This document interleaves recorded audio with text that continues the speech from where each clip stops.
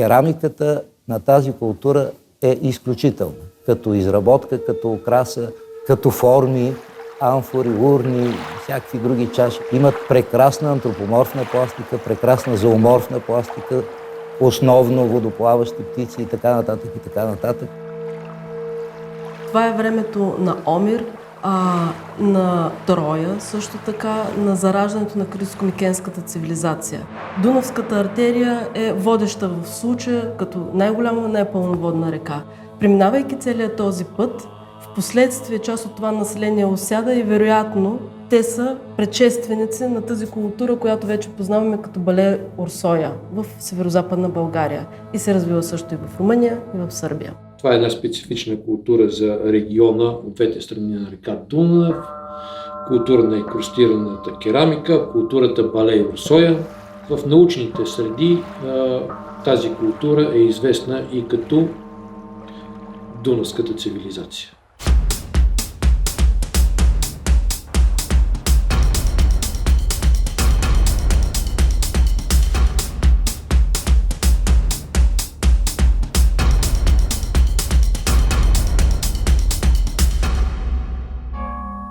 Последите на загадъчната дунавска цивилизация. Още като ученик, едно лято, преди 50 години, имах щастливата възможност да участвам в проучването на некропола до село Орсоя, близо до град Лом. Тези първи седмици в досег с археологията запалиха любопитството ми по историята. На практика, още първите ми разкопки предопределиха професионалния ми път. Причина за разказа, който следва, е и любопитството на тези юноши, които откриваме пред Археологическия музей в София. Те бяха видели няколко от артефактите на дунавската култура в музея. Някои от фигурите са толкова необикновени, сякаш са някакво съвременно абстрактно изкуство, казват те. А според надписите на витрините, те са на повече от 3000 години. Затова и този филм е посветен на археологическата култура на инкрустираната керамика от Долния Дунав, на нейния загадъчен свят, изпълнен с въпроси, но и все още с тайни.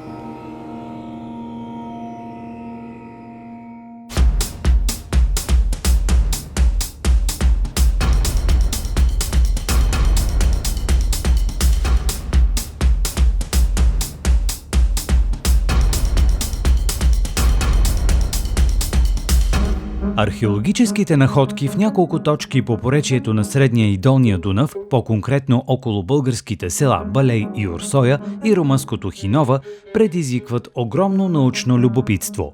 Причината, заради тях, но не само, започва да се говори за така наречената дунавска култура, а някои историографи заговарят дори за дунавска цивилизация. Култура или цивилизация? Названието Дунавска култура е въведено за първи път още през 1929 година от австралийския археолог Вир Гордън Чайлд в неговата книга «Дунав в праисторията». Тя е посветена на археологическите находки около поречието на Дунав. В нея Гордън Чайлд твърди, че новите технологии са достигнали до европейския запад от източните земи именно по реката. За пръв път той въвежда термина археологическа култура, а тази около Дунав нарича дунавска култура. Термина култура от археологическа гледна точка е въведен още в края на 19 век, началото на 20 век от един немски археолог Густав Косина и след това през 1929 година окончателно добива гражданственост, ако мога така да кажа, в книгата на Гордън Чайлд «Дунав в праисторията», в която книга, в увода на която книга, той прави следните разсъждения. Ние непрекъснато откриваме на различни места еднакви предмети, еднакви обреди, еднакви обичаи, еднакви жилища, еднаква керамика и така нататък. Тоест един набор от артефакти и погребални и други практики, които са едни и същи на определено място в определен период. И този набор от тези елементи той нарича археологическа култура.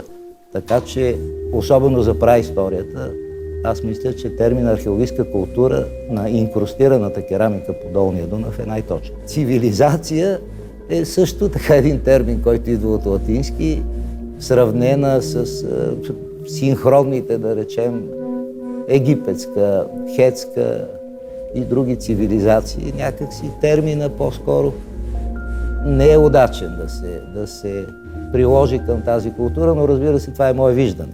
Дунавската култура може би не е просто култура, може би е цивилизация, тъй като тези хора имат изключителни знания. Това са хора, които наистина са развили технология, която технология и ние днес трудно разгадаваме. Освен всичко останало, ние наблюдаваме един набор от изключително интересни символи.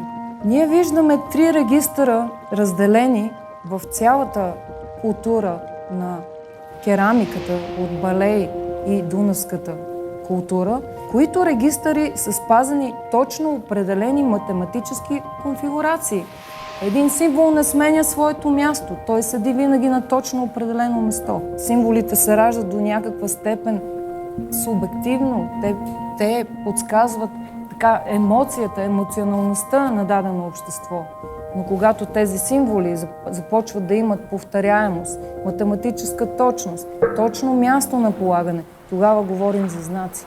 Тепърва ни предстои да търсим, тепърва ни предстои да разгадаваме, но едно нещо е сигурно, това е една богата култура, която аз не бих просто с лека ръка казала, че не е цивилизация.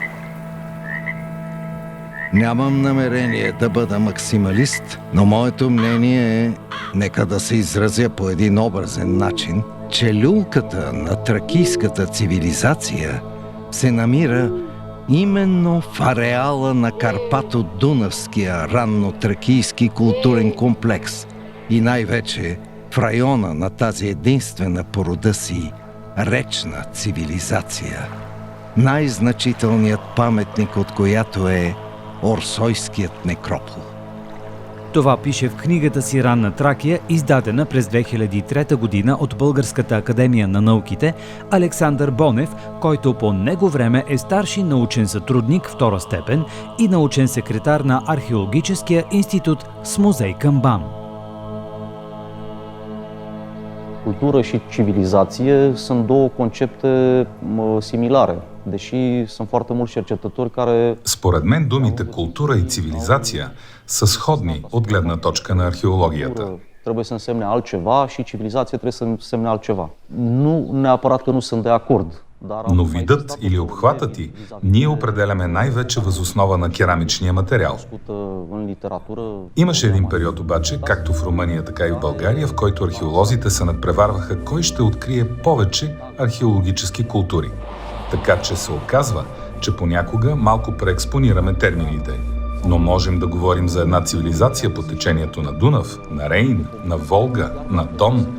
Това са все места, свързани от големите водни артерии и при отделните групи в рамките на тази цивилизация имаме различни археологически култури. Iar în cadrul unei civilizații pot fi incluse mai multe culturi arheologice.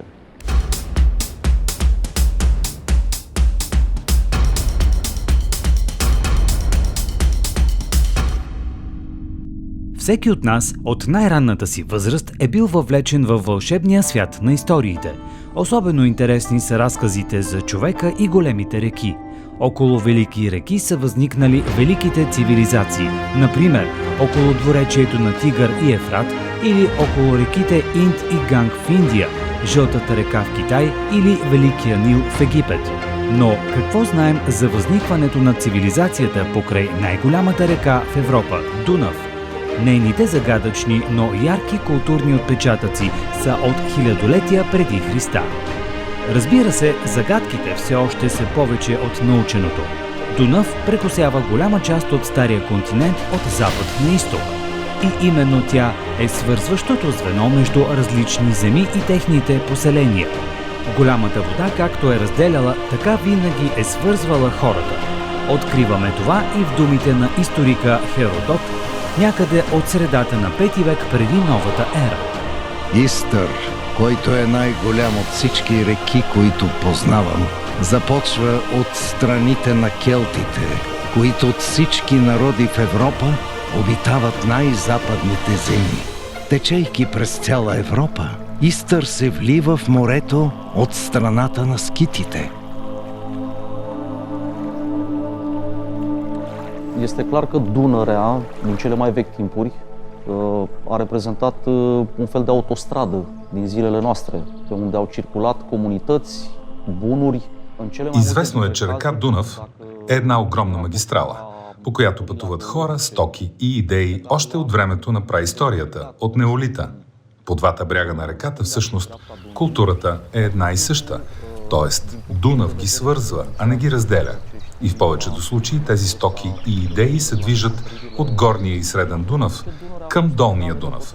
В много редки случаи посоката на влияние е обратната, от тук към Централна Европа. Pe calea importurilor în această zonă a Balcanilor.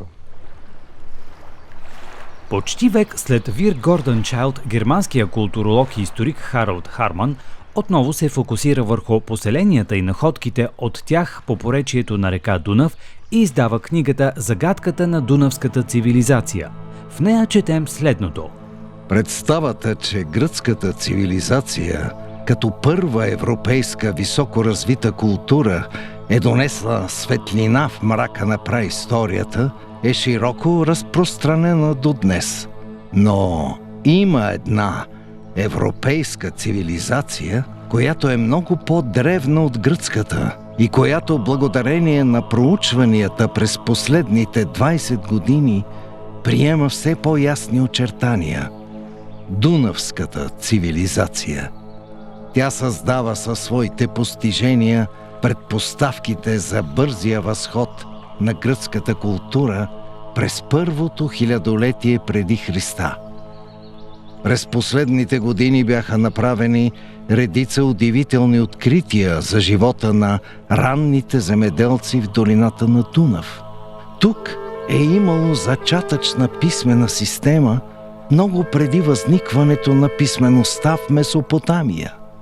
Обработката на метали е достигнала ниво на развитие, каквото не е имала никъде другаде в тогавашния свят. Иновационният тласък на древноевропейската култура може да бъде приведен към един прост знаменател. Около средата на второто хилядолетие преди Христа, местното население по двата бряга на река Дунав, приблизително от клисурата Железни врата до устието на река Огоста, влиза в културно взаимодействие с носителите на културата на инкрустираната керамика, име дадено и от археолозите. Дали взаимодействието е резултат от преселение на хора или само от обмен на идеи и образи е трудно да се каже. Но резултатът от това взаимодействие се определя от някои изследователи като култура, а от други като цивилизация. Възникването. Археологическа култура на инкрустираната керамика по долния Дунав се появява сякаш от нищото в територията от днешна гледна точка, говорейки с географски понятия, от Белград до, да речем, някъде района на Козлодуй и Оряхово, по двата бряга, само по двата бряга на река Дунав. Най-вероятно, поне теориите са такива, аз съм склонен да ги приема, е, че това е едно население, което се придвижва по реката от Средния Дунав, от района на днешна Унгария, Войводина и като речна култура те се заселват по двата бряга на река Дунав по наши данни от български обекти някъде в 16 век, втората половина на 16 век преди Христа. Това го имаме като доказателство с дати от радиокарбон. За съжаление, погребалните практики на тези хора са трупоизгаряни и поне към настоящия момент науката не е намерила начин да извлича ДНК от горели човешки останки. Така че можем само да предполагаме, най-вероятно са хора, които са мигрирали по Дунава от териториите на днешна Унгария. Това е една култура, която те изследват от дълго време нашите унгарски колеги и която се датира като хронологически отрязък някъде между 1800 и 1600 години преди Христа. Dar se poate vedea și din natura descoperirilor. Pentru că inclusiv apariția, dacă ne raportăm la... Културата на инкрустираната керамика е пример за движенията по Дунав. La început, comunități din zona Dunării Superioare ajung în zona Banatului de astăzi. Това е едно население, което от Горния и Среден Дунав постепенно навлиза в зоната на Банат, района на Тимишоара, грубо казано.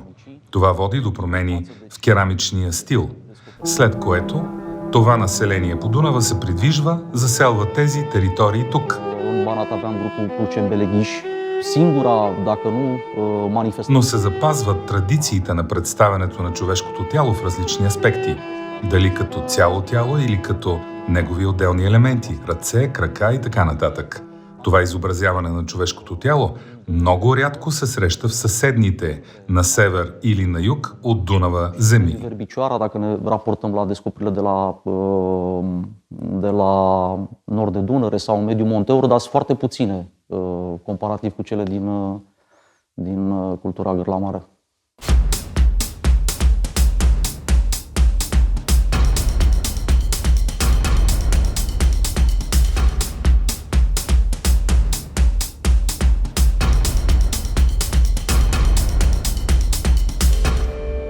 Некрополът край село Балей, недалеч от град Видин в България.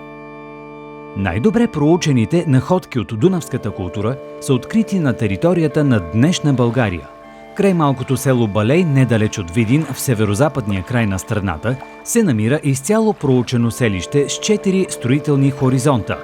Това означава, че на 4 пъти в различни периоди от историята, т.е. за много дълъг период от време, селището е било обитавано.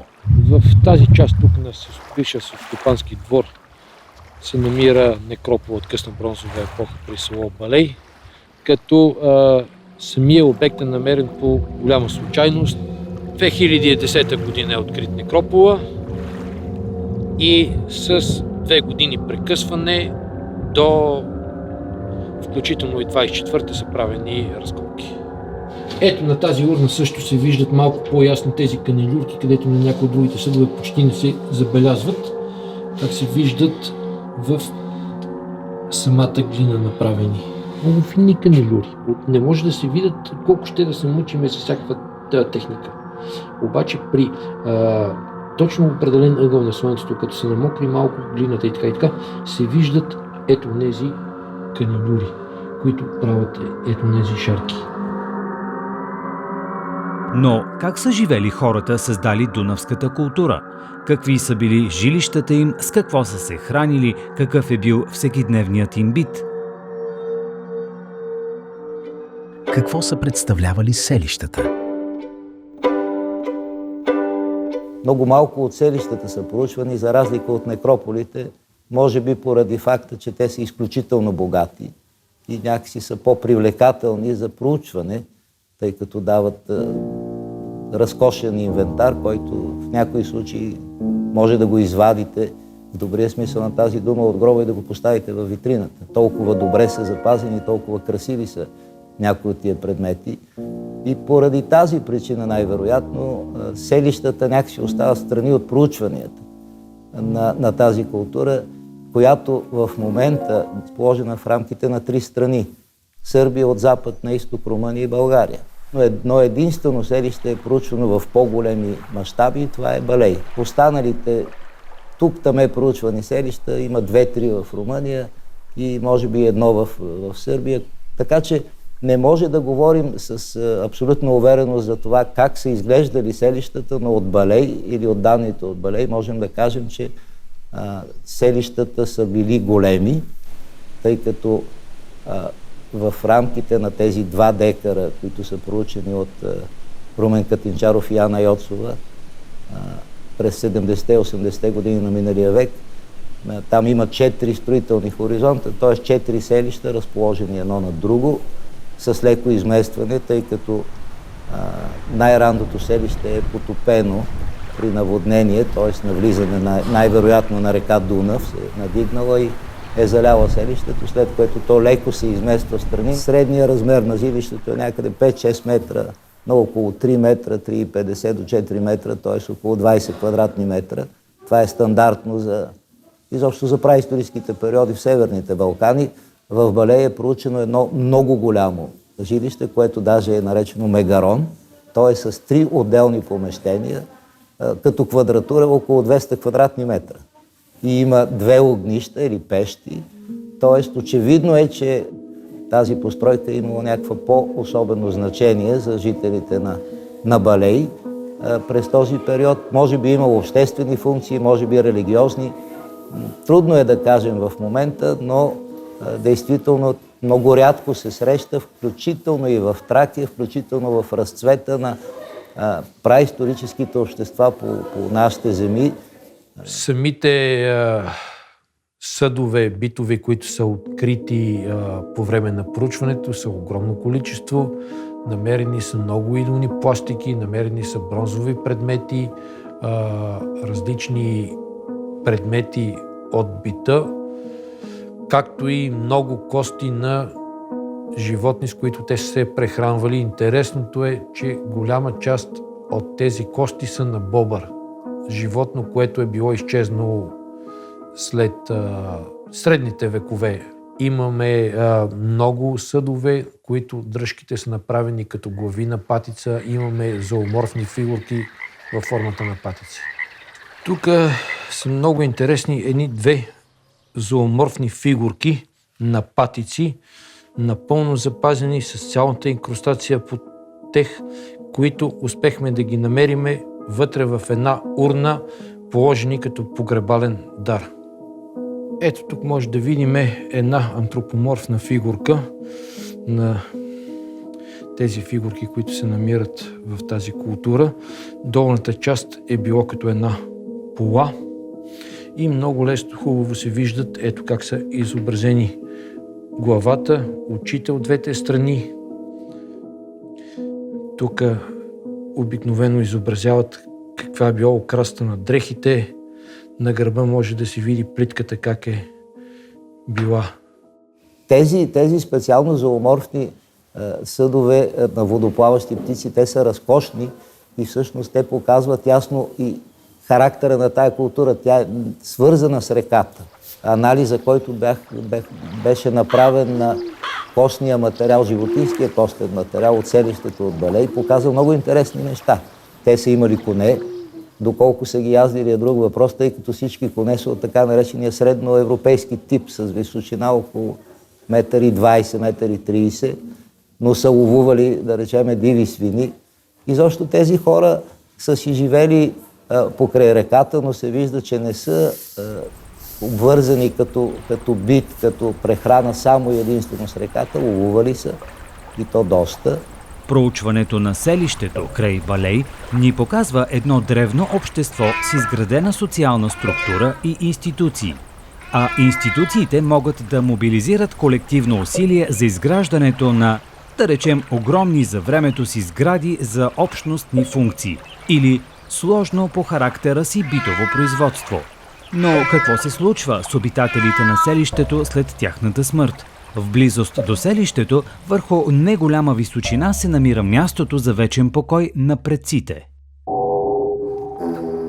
Некрополът – градът на мъртвите. До сега имаме близо 200 гробни структури. В този некропол някои от тях са на дълбочина 20 см от съвременния повърхностен слой, а някои са на към 80 см. Винаги некропола е видим от селището и винаги некропола е разположен в място, което е чисто географски по-високо и това е правило за тази култура специално. Между другото, това е правило и за християнството, поне по българските земи, знаете. И не казвам, че тръгва от тази култура, пази Боже, но това е правило, което те спазват и в общи линии така много лесно се намира, ако знаете къде е некропола, много лесно може да се ориентирате къде да търсите селището и обратното. поради което и голяма част от некрополите на тази култура, на тези хора са открити в днешно време и са проучвани. Единственото нещо, по което общо между вътрешността на страната и Дунава е погребалните практики. Говоря за Врачанско, Монтанско, Видинско, от другата страна Крайова, Турно, Северин. Те се погребват в малки некрополи. Най-големите некрополи от вътрешността на страната съдържат не повече от 10 на 15 гроба. Или с други думи казано, хората, които са оставили тези некрополи, са живели в малки села. Докато по реката, като Балей, например, или Урсоя до Лом, в Урсоя гробовете са 340 и нагоре. И имайте предвид, че в един гроб не винаги е погребан само един индивид. В Балей, некропол от Балей, до сега сме стигнали до 190 и някои, и 4, ако не се лъжа, гробни структури.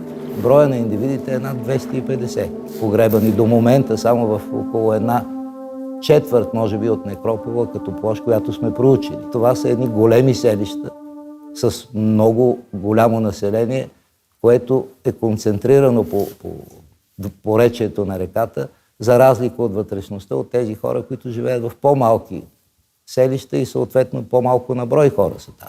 По отношение на това, доколко може да се говори за социалната структура, тя предимно се определя въз основа на анализите на погребалните практики, т.е. на данните от некрополите. Тази погребална практика е унифицирана за всички. Трупоизгаряне, поставяне на част от горелите кости в урна. Понякога има инвентар около урната или в урната, но няма някакво видимо разграничение между мъжки и женски гробове, да речем. Очевидно имаме някакво неравенство социално, което ние в Балей виждаме в някои гробове, които са с доста по-богат инвентар, както го наричаме ние гробен, или гробни дарове. Тези хора са живели при доста трудни условия, тъй като за разлика от предходния период, т.е. първата половина на второ хилядолетие преди Христа, очевидно условията, включително климатични, са се променили и детската смъртност е била доста висока, около 20%, докато в предходния период е, може би, 2 пъти по-ниска детската смъртност, което бихме отдали, поне аз, на влошените условия на живот. Особено към края на периода, към края на второ хилядолетие. Една купа, която е служила за похлупак на тези урни. Много хубаво може да се види самата паста и крустацията, която е сложена в това съдче, като представяме си го, че абсолютно всичките тези засечки и вдлъбнатини са били изпълнени с тази бяла паста. А самата паста е била от варовик и стрити кости. Тук може да видим една урна, която успяхме да дигнем инситу, поради късмета, че тя се появи точно по средата на тези профили, които оставяме в квадратите. Горната част, тревата, където е по-тъмната пръст, урницата, долната част стерила, в която е била вкопана тази урна, и тук отгоре виждаме и купата, която е била върху нея. Ето може да видим пак една купа, която е била като погребален дар към самата погребална структура, с дръжки, които са оформени като глави на различни животни. Самите съдове в този период, те са правени на ръка, различават се по формите, размерите, като дръжки. Някои са били с по 2 и с 2 псевдодръжки, някои са били с по 4 дръжки, някои с 4 издатъка от 4-те страни, някои са с тази вдълбаната украса и с инкрустацията с паста, някои са били с едни много финни канелюри, които при някои от тези съдове много трудно успяваме да ги различиме. Самите съдове не са добре изпечени, което показва, че те са правени специално за погребалния ритуал. Ако се върнем към Гордън Чайлд и неговото определение за археологическа култура, керамиката е едно от основополагащите неща или елементи, по които една археологическа култура се отличава от другата, но не само. Керамиката на тази култура е изключителна, като изработка, като украса, като форми, но не само тази керамика, която ние сме свикнали да възприемаме, като амфори, урни, всякакви други чаши и така нататък, имат прекрасна антропоморфна пластика, прекрасна зооморфна пластика, основно водоплаващи птици и така нататък и така нататък. Тоест, те рязко се отличават от останалите.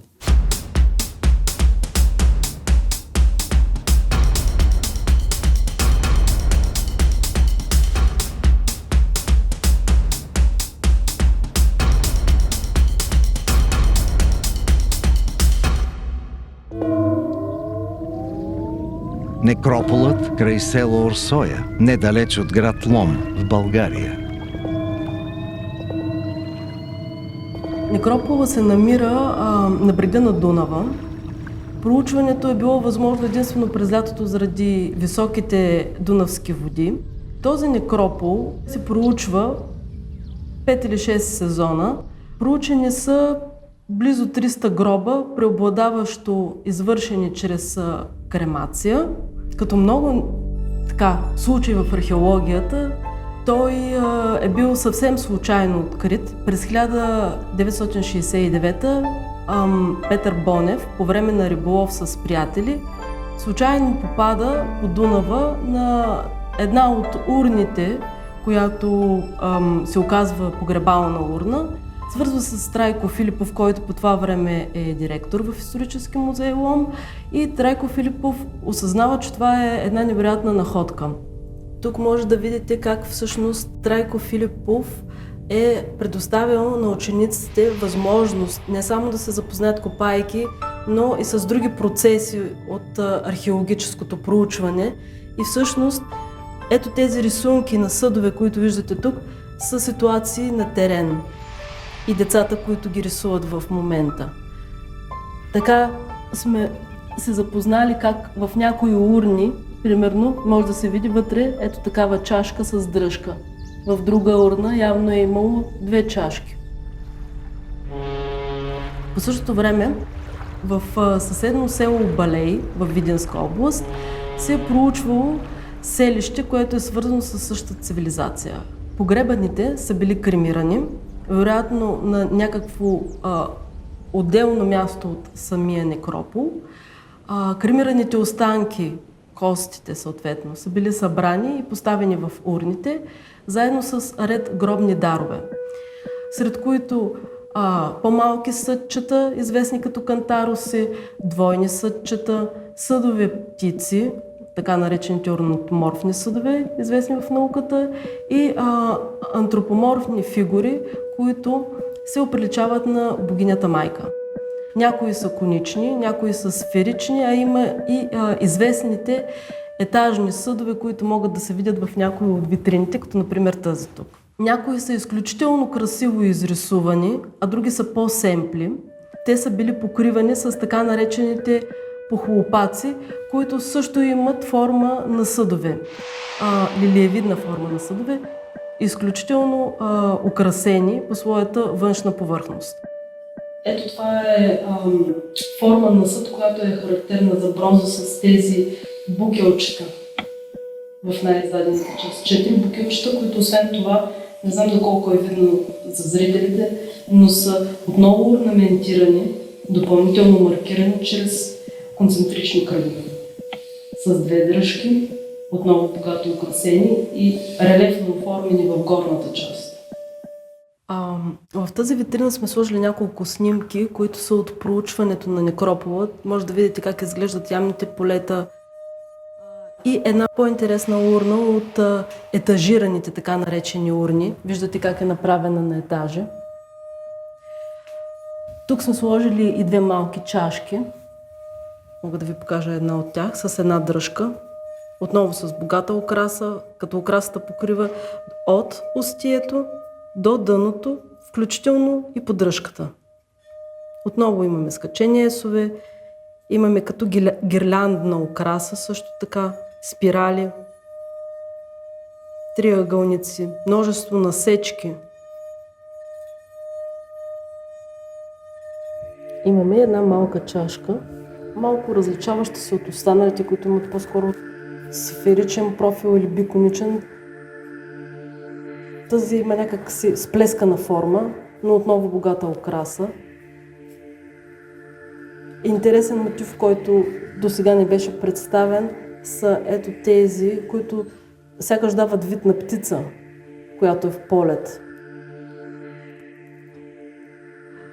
В тази витрина може да видите съдовите похлопаци с тяхната изключителна украса и култовите брадвички. От култовите брадвички може би по-голям интерес представлява тази, за която се предполага, че е изобразено и женско тяло, т.е. е и антропоморфна фигура.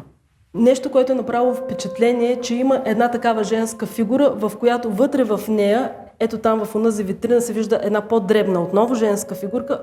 Малката била поставена, понеже те са кухи. Те са като камбанки, вътре са кухи. Малката била поставена в по-голямата. Интерпретира се като богинята майка и нейната дъщеря.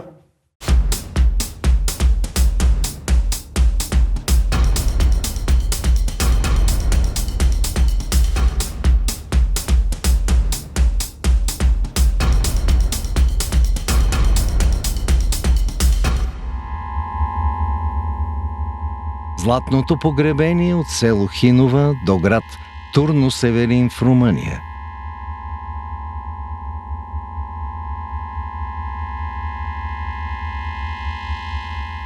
В румънската част на културата, грубо казано между Видин и Турну Северин, в рамките на некропол с около 50 и няколко проучени до момента гробове, има един символичен гроб, т.е. един съд, една урна, в която са поставени златни украшения, които като тегло са около 4,5 кг.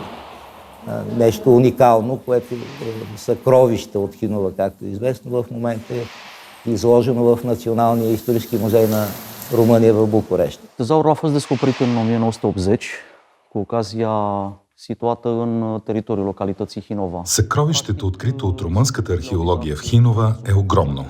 Това се случва през лятото на 1980 и се оказва едно от най-големите златни съкровища в Европа. След това има подобни открити по-късно в Австрия, на Балканите, в България и така нататък.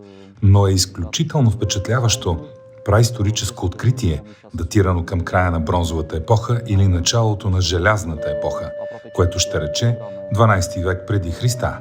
Състои се от над 9600 златни предмети с общо тегло близо 5 кг. Сред тях диадема, гривни, маниста, паети, пръстени, части от огърлици и други. Стилът говори за изключително майсторство и художествен усет, като някои мотиви се откриват в по-късното народно изкуство в региона. O diademă, de asemenea, realizată din foiță de aur, dar și foarte mult material brut, neprelucrat. Датирането на находката от края на 12 и началото на 11 век преди Христа, както и контекстът, в който е открита, навеждат на мисълта за обредно поднесен дар.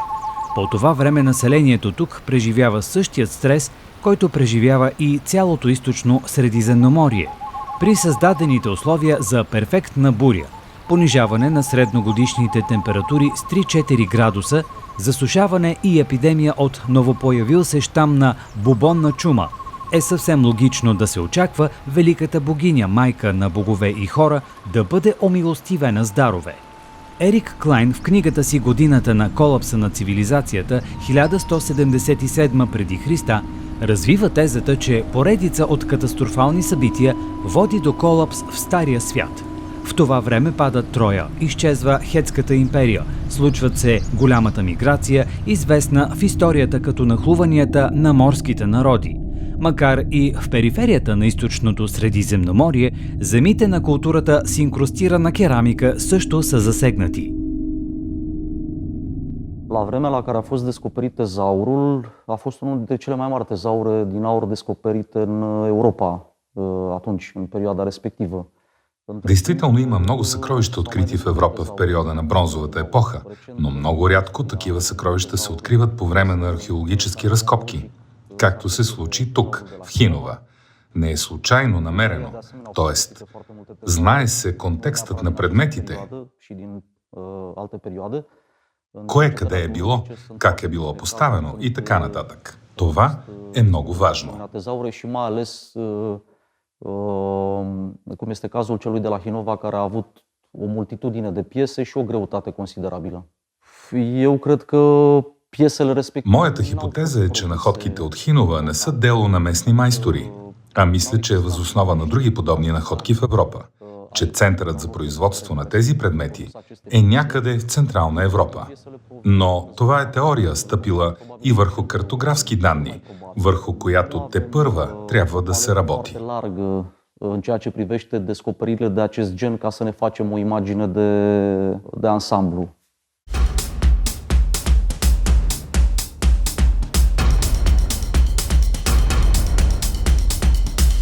Това, което отличава културата на първо място е керамиката. То оттам идва и името, и тъй като дълги години тази култура имаше различни имена в различните държави. В Сърбия наричаха Дубовац, Жутобърдо, в Румъния Кърна, Гърла Маре. Ние наричахме Орсоя или Балей Орсоя. И ако човек събереше всичките имена и ги сложи в едно изречение, то ставаха два реда само наименованието, поради което в последните 20 години се наложи този термин култура на инкрустираната керамика, който най-така ясно отразява най-характерният елемент на тази култура, а това е керамичното производство във всичките му аспекти. Дали ще бъдат съдове за хранене, дали луксозни съдове. Това, което впечатлява наистина, са тези две последни изделия, ако мога така да се изразя, антропоморфните изображения и зооморфните изображения. Изключително реалистични, зооморфни водоплаващи птици, много красиви, и тези антропоморфни фигурки, които най-вероятно са били женски или се интерпретират като женски фигурки, биха могли да се интерпретират като някакво божество. Символите. Това е една култура с изключително богата украса. В древността чиста украса не съществува. Всяка една даденост, независимо дали е свързана с цвят или инкрустация, има своето носителство. Тя не е просто украса, както ние сме свикнали да наричаме в днешно време. Древните общества наистина са вярвали в цветовете. Ние имаме засвидетелствани различни цивилизации, които ползват различни цветове като свещени. И това нещо се ражда много в дълбока древност. Какво още можем да кажем за инкрустацията? Инкрустацията е доказано е хидроксиапатит. Хидроксиапатита всъщност означава стрита кост. Тя флуоресцира, погледнато през микроскоп, абсолютно всички тези елементи, които са с врязана украса, са били и с инкрустация.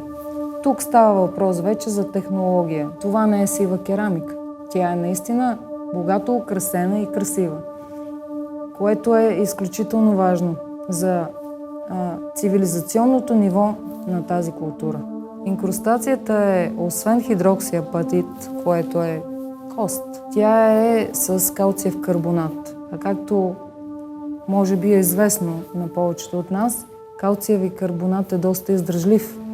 И когато мине през огън и през изпичане, той става на практика изключително твърд и изключително издръжлив на всякакви условия.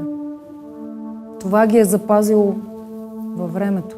Освен всичко останало, ние наблюдаваме един набор от изключително интересни символи.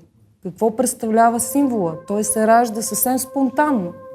Но символа, когато е обвързан с други символи, създава редица от символи. А тази редица от символи, която се регистрира на точно определени места и има повторяемост, често пъти се превръща в конвенционален знак. Когато имаме конвенционални знаци, ние можем да стигнем още по-напред. Как се раждат древните писмености? Нека да си зададем този въпрос. Дали това е нещо подобно, което не е доразвито? Смело е да твърда, че това са наченки на протописменост. За мен това е система от символи, редица от символи, редица от знаци, добре разпознаваеми за тези хора. Те ги използват, което значи, че за тях те имат някаква каноничност. Когато имаме каноничност, е много лесно да се премине в писменост. Разбира се, това е много начален стадий. Ние тепърва трябва да продължим нататък в тези търсения. Все още е рано да се говори за това.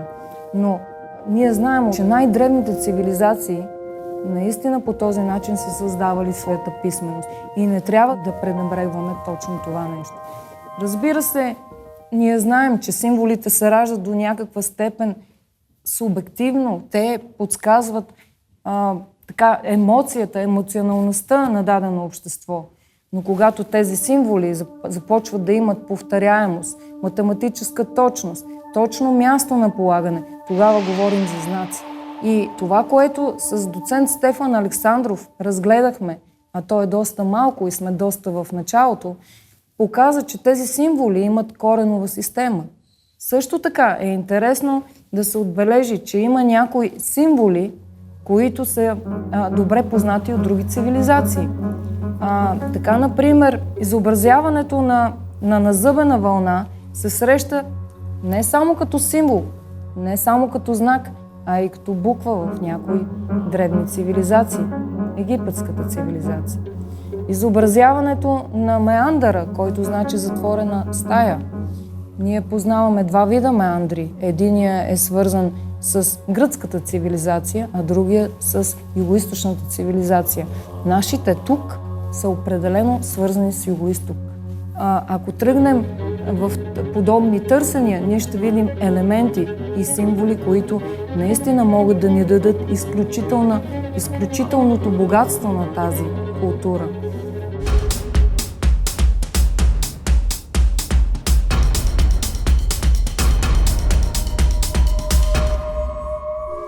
Кобалтовото синьо. Всяка една култура се инициира с различни цветове. След последните анализи, които направихме, които са свързани с доказателствен материал, с физико-химични анализи, стана ясно, че тази култура ползва синия цвят като свещен цвят. Нещо, което няма да наблюдаваме в Централна България. Там свещеният цвят се появява в съвсем друг нюанс и той е свързан с червеното, с червената охра. Тук става въпрос за едни хора, които живеят на брега на реката. И те виждат всеки ден тази река. Реката, водата, небето. За тях този цвят е най-ценен. Този цвят е божествен. Реката дава живот. Следователно и следствие на това аз предприех научни анализи, които ми показаха в дълбочина как изглеждат тези красиви и изключително ценни находки. Анализ, който е визуален, но човешкото око вижда в диапазона на 400-700 нанометра. Той не може да види повече. А какво показват всички тези анализи? Пигменти, които са силно окислени. Ние всички сме свикнали да наричаме тази керамика сива. Сива, тъй като всеки един пигмент търпи своята промяна във времето. А кобалтовото синьо е пигментът, който най-лесно се променя, най-лесно се окислява, което е довело до това ние да не можем да видим реалния цвят на тези фигурки.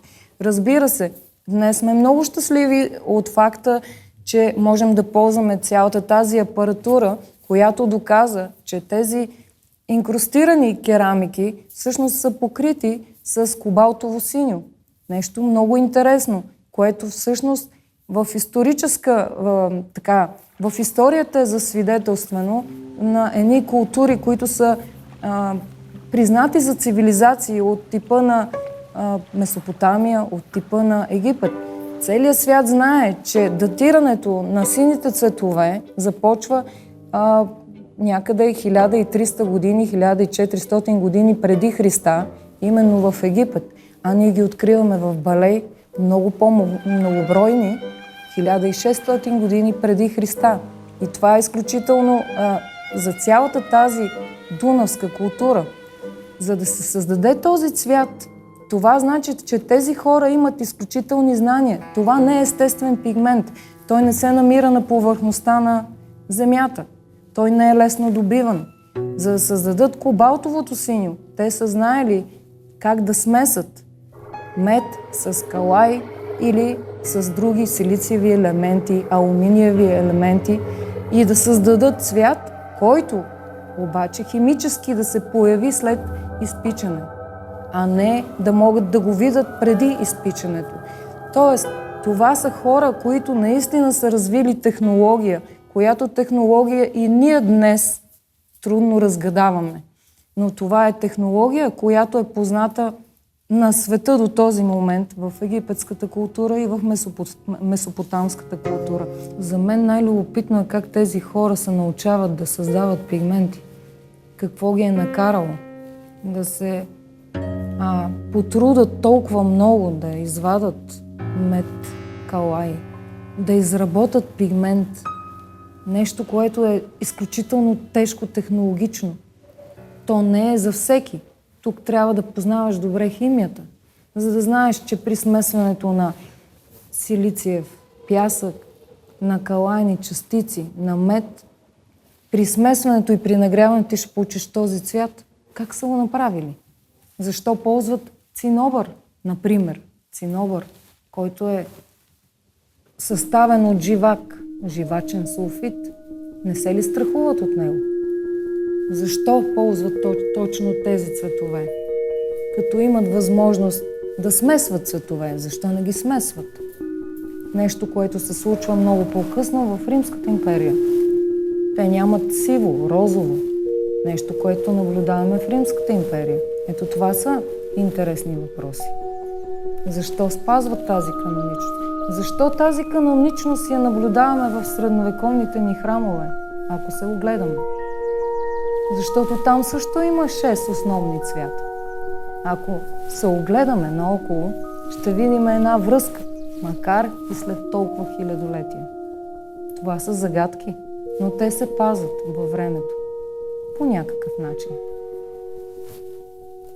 Много хора бъркат кобалтовото синьо стъкло, което е засвидетелствано в Египет, точно именно с този кобалтов цвят, който покрива керамиката на балейските артефакти. Тук трябва да отбележа, че не става въпрос за кобалтовото синьо стъкло. Трябва да отбележа, че става въпрос за съвсем друго покритие. Това покритие е открито и е изследвано в още 2 музея по света. Единият е Метрополитен музеум и другия е Бостън, където са открити по един артефакт, а ние имаме цяла култура. Какво значи това? Ние ли дадохме на света това покритие или те на нас? Това единствено може да ни накара да си зададем въпроса. Тези хора в кой момент са се срещнали? Как са си предали технологията? Как е открита тая технология? Защо в Египет тя се появява в рамките само на 50 години, а ние имаме доста по-рано и доста по-дълго време? Тепърва ни предстои да търсим, тепърва ни предстои да разгадаваме, но едно нещо е сигурно, това е една богата култура.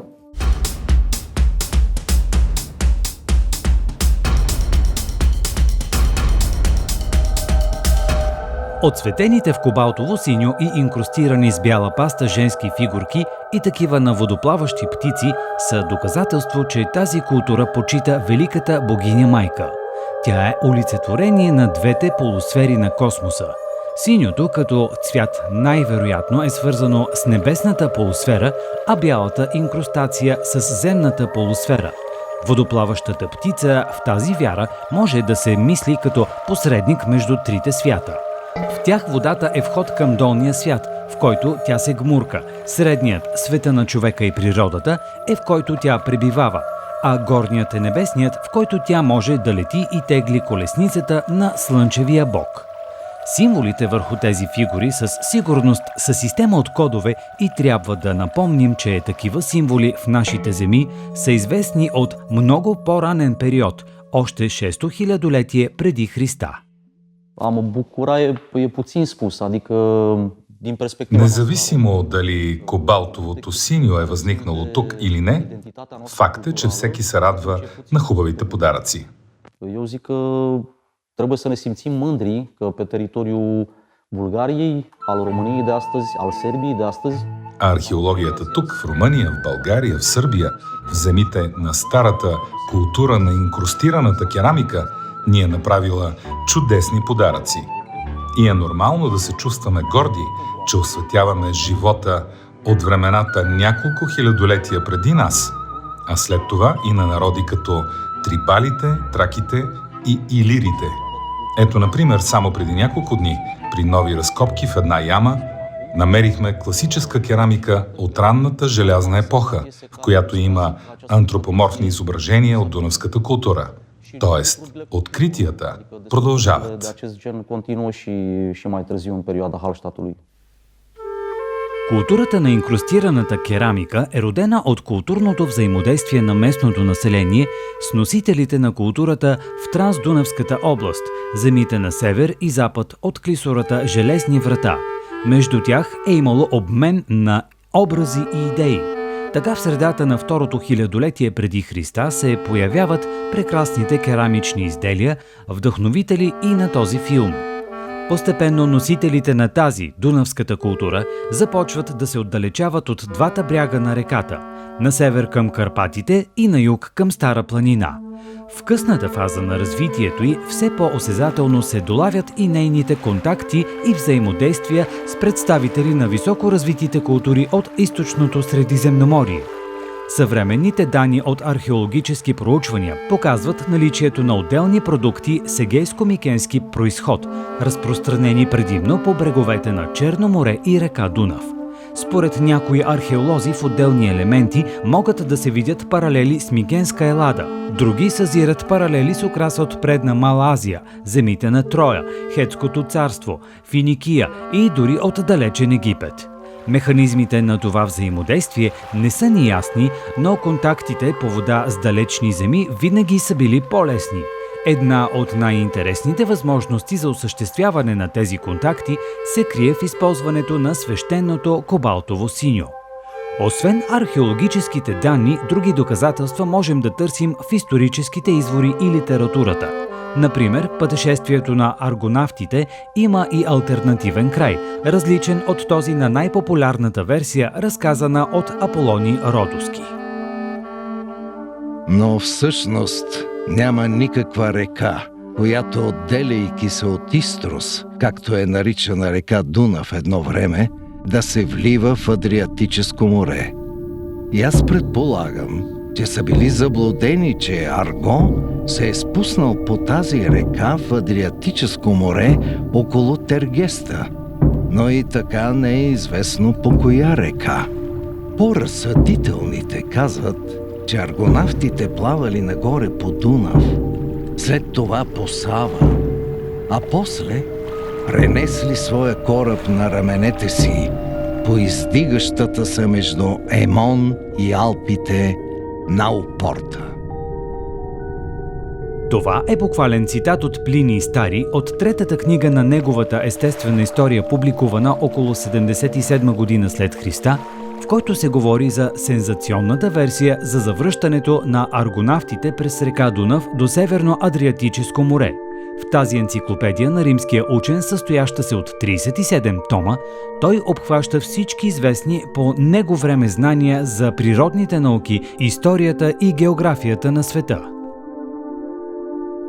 В петата книга от своята нова история, Зосим от Константинопол също говори за сензационната версия за завръщането на аргонавтите през река Дунав. Казват, че аргонавтите, преследвани от Еет, пристанали на брега в устието на Данубиус, където той се влива в Ексинския понт. Те решили, че ще бъде по-добре да тръгнат срещу течението и да преодолеят тази река с помощта на попътния вятър, плавайки, докато не стигнат близкото море. Те изпълнили своя план и когато стигнали това място, те почели своето пристигане с основаването на град.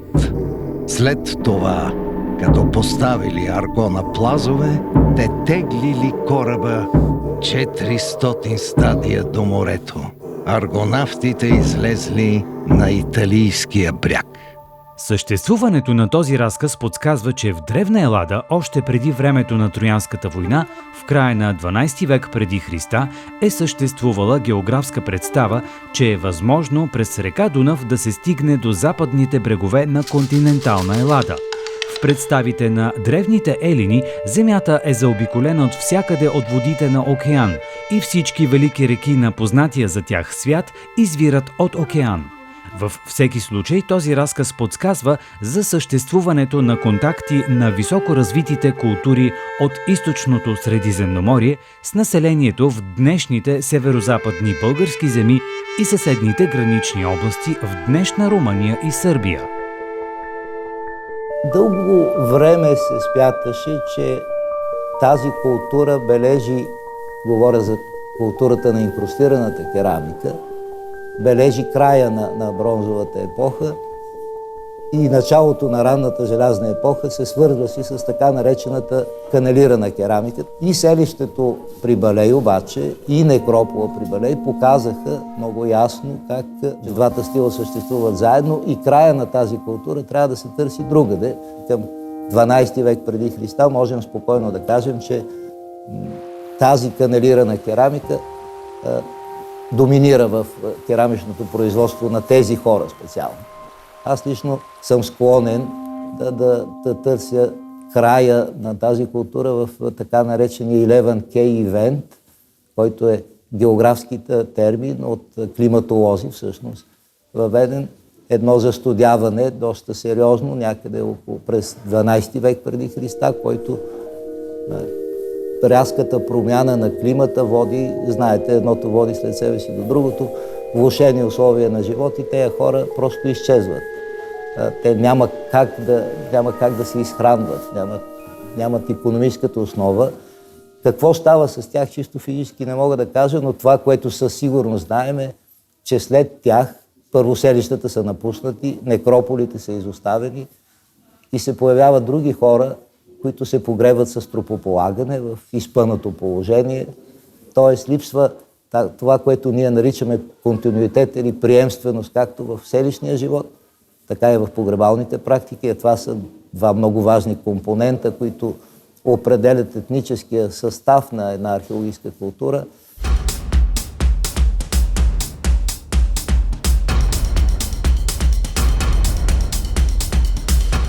Археологическият музей към Българската академия на науките в София. И така, хареса ли ви това, което видяхте? Да. Само искам да ви кажа, че хората, носителите на тази култура на инкрустираната керамика не са изчезнали съвсем безследно. През следващите векове тези хора преживяват една интересна историческа съдба, която в крайна сметка ще доведе до създаването на една голяма етнокултурна група, която ще получи своето име Трибали през 5 век преди новата ера, чрез бащата на историята Херодот. А владетелите на трибалите ще остават след себе си едни прекрасни находки, каквато е Могиланската гробница в днешния град Враца, или това, което е известно днес като Рогозенското съкровище.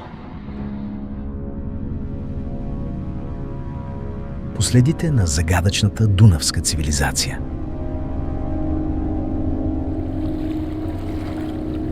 И днес, след повече от 3000-летия, рибарите отново пускат своите лодки в Дунав в търсене на прехрана.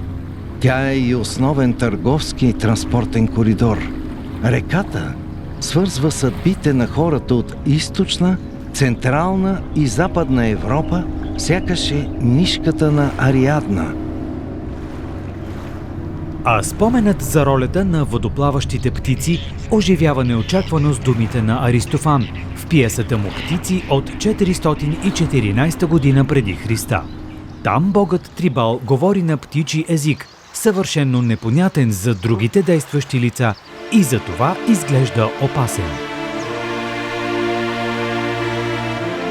Но за тези хилядолетия успяха ли народите и културите да разберат и преведат един на друг речния и език? Успяват ли да приведат живота си в синхрон с стремителната енергия на средния свят?